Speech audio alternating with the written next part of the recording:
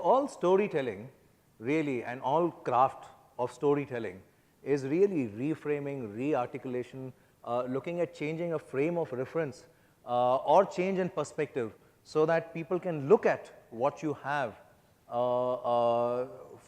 You know, often we spend, you know, our blood, our sweat, our energy, our effort, and a lot of money and a lot of other things which are at stake in order to build products, in order to become an entrepreneur. And when we don't do justice to the story of that, you know, it should kill us, and it should, it's gross injustice, right? With everything that, all the sacrifices that we made, and all the partners, team members, funders, angel investors, all the sacrifices that we made and everything that is at stake here, right? And if we are not able to tell the story of that and bring it out, and a lot of time that happens in other contexts also, when we say, hey, when we go abroad from here to sort of present in a regional conference or at a global conference, we say, hey, we did fantastic work here, but when we go there, you know, we are not able to tell a great story about the work that we did, and that's a huge problem. So, you know, how do we reframe, re-articulate, and change the frame of reference on that? And the second thing that you said is even more interesting, which is a lot of stories. And the problem with a lot of stories is this, that they start with me, that they start with what I have built. If you actually were to go back and think about the first word that he wrote on his slide, what was that? I am blind.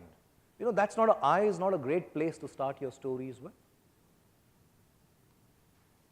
I am so and so. I am from this company. I work with this team. We have built this product.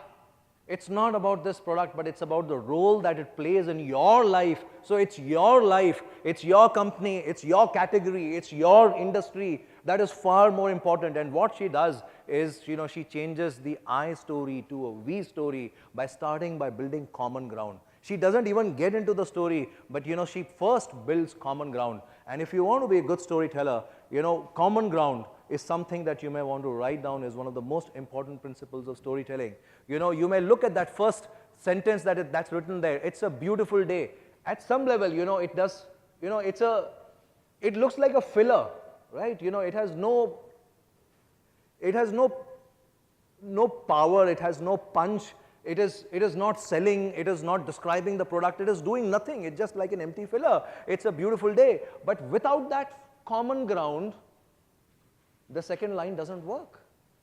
If that wasn't there, the second line just doesn't work. So common ground is about getting your client to nod in agreement.